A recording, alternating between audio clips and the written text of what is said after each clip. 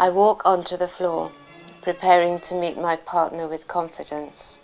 I take his left hand, already open to me, put my left arm on his shoulder and listen, not just to the music. I am listening with my body for his intention, beginning that process of finding the strongest connection with this person in this moment. Already the music is taking hold. The process of transformation begins.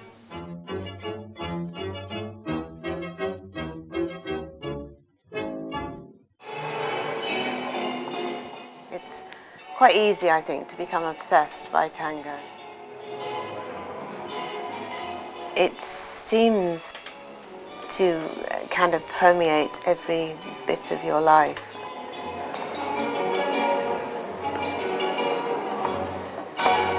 I'm a writer, a good writer. I might even be an exceptional writer. I'm quite kind or patient or creative or funny or annoying or bad-tempered. You know, there are a million things about myself and who I am. But I think for a long time, the Parkinson's felt like the most important thing, the most salient thing, and it kind of overrode all the other things. Kate Swindlehurst is 63 years old and was an English teacher until she retired early for health reasons.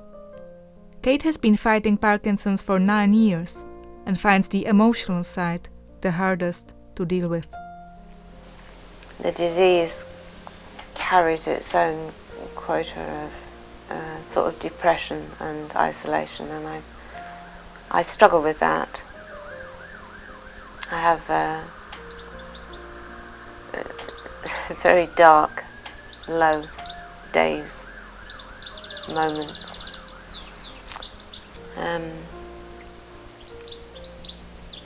When I feel very alone, I suppose.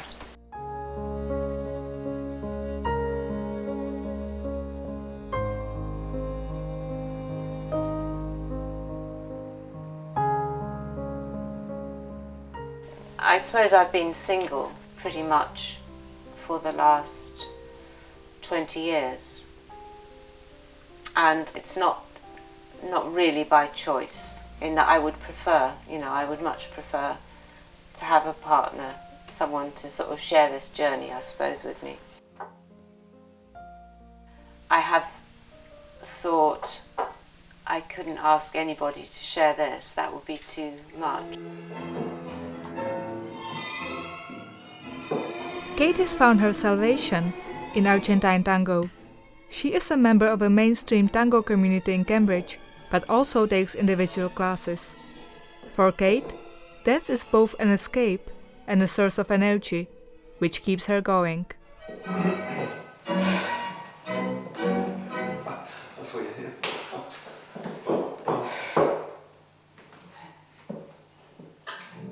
There is a real high, a real elation, strong optimism, happiness that the dance generates that does wash over into the rest of life. I love this.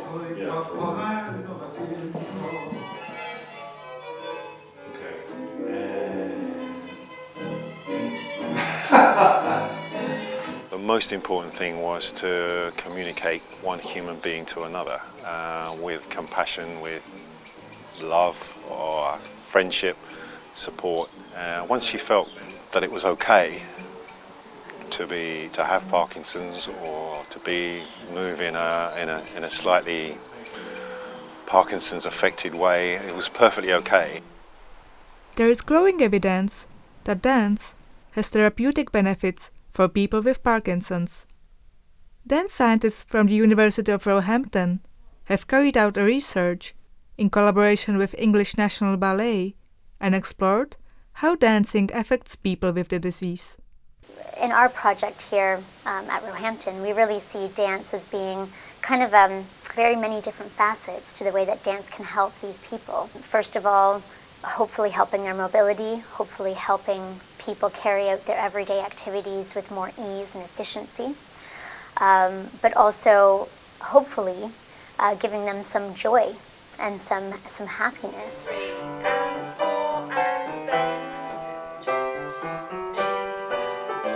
While Kate is part of a mainstream tango class, there are also special classes for people with Parkinson's. Jeff Forstijk is 78 years old and was diagnosed with Parkinson's 12 years ago. He has joined a specialist class in Croydon quite recently. I found today that getting the synchronization between the arms and the legs very difficult. I was all arms and legs, you know what I mean. But that'll come, I hope, over a period of time. Dance classes have given Jeff a chance not only to experience different ways of moving, but also to become part of a supportive community.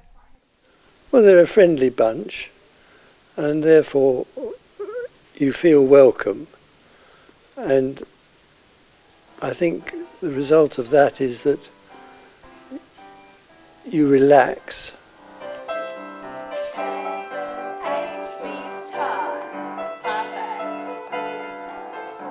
I would say that it's a happy group, so it's beneficial from that point of view.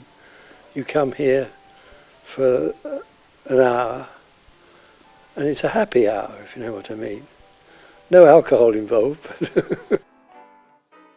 Jennifer Brown teaches the class. It's like a little support group, so they might not actually talk to each other about issues, but just to knowing that there's other people who are experiencing the same things that they're going through must be a sense of I'm not alone in this feeling. I mean, some of the group are very handicapped, certainly more handicapped than I am. But it's nice to come and feel that you're in amongst people who have the same sort of problems. Parkinson's is a progressive neurological condition that is common in people aged over 50. In Britain, 1 person in 500 suffers from the disease, and every hour someone is told they have Parkinson's. A major problem in Parkinson's disease is the loss of a set of nerve cells that release a chemical called dopamine. And that loss of dopamine causes the characteristic features of Parkinson's disease, which is the slowness of movement, the stiffness and the tremor. But fundamentally, what causes those dopamine cells, those critical nerve cells, to die in Parkinson's disease is largely unknown. The disease brings significant life changes, and people face many challenges on a daily basis. One of the things that Parkinson's brings with it is the lack of control that the mind has on some of the automatic things that you do. You have to think what you're doing. How am I going to get through this next doorway? You know, that sort of thing. So Parkinson's is classically thought of as a disorder of movement, and we're quite good at treating that. There are a lot of non-motor features of it, such as to do with depression. 40% of people with Parkinson's get depressed. Thinking problems are common in Parkinson's disease. I think Parkinson's is something which eats away at confidence anyway, because just the normal things that you take for granted you can do, like walking down a street or getting money out of a purse or packing shopping, all the tiny little things which are unimportant suddenly gain greater importance when you find you can't do them. Research has shown that dancing gives people with Parkinson's ways of dealing with the disease in their everyday lives. For instance, lots of our participants now hum tunes while they're trying to do something. It makes it easier for them. There's a constant rhythm and beat that they're following. If they're freezing, so if they have a freezing moment, how do we get out of that? We start a rhythm, start a constant beat, because that helps. Dancing to music slows down the progress of the disease and makes visible changes to how people with Parkinson's move. After 2 months of going to dance classes once every week, Jeff observes the benefits. The class has helped me relax, and I think I'm less inclined to feel that I'm going to fall over when I go walking. In general terms, I feel better, and I'm doing more than I did before. For me, I always tell people that when you've got Parkinson's, first thing is to get physically active, because you need to be fit, because if you're not fit, the disease, will tire you out. There is evidence, at least in animal studies, that physical exercise does improve brain health, and that may improve the survival of the dopamine cells you've got. So I think there's certainly an element of that. First thing that you have to do when you walk onto a floor is be confident enough to be in your axis, even though you can't, to be balanced, even though you can't, to be upright.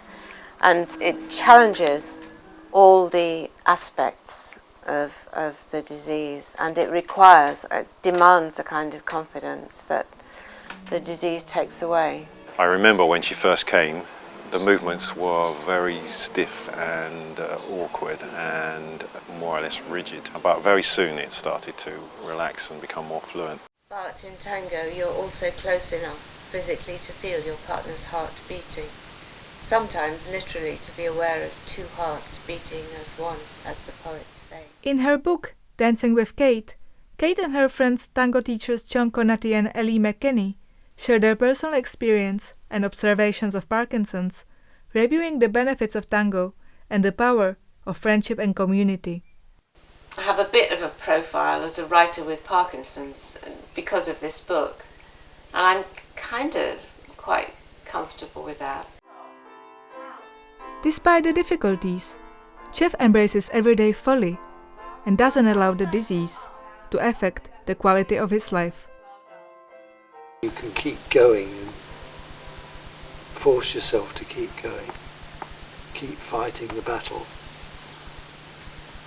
You can carry on smiling and you can carry on laughing and enjoy life. Not as enjoyable as it used to be, but because you can't do all the things you used to do. But generally speaking, you can still live.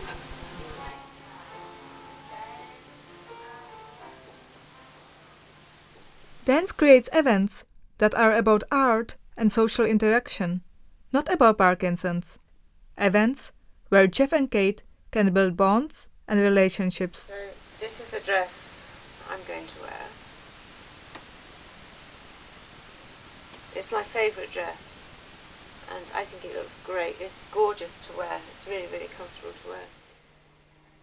Today, Kate is getting ready for an afternoon tea dance.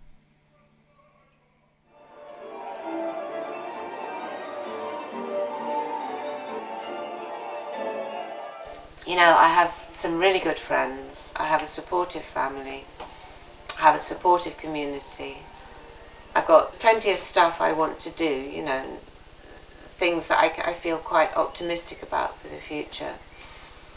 But I don't want to think that I'm going to be on my own for all of that.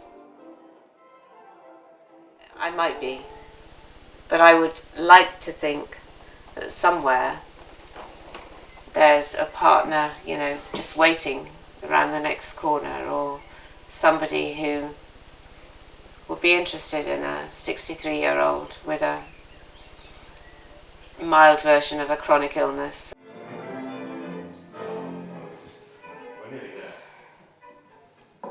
She has Parkinson's, but so what, you know, she's still Kate. She comes to the regular milongas.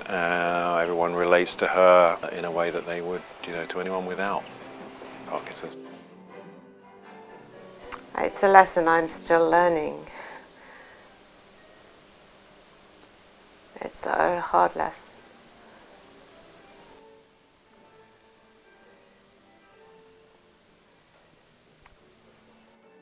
A lesson I'm still learning, that it's okay to be how you are, however that is.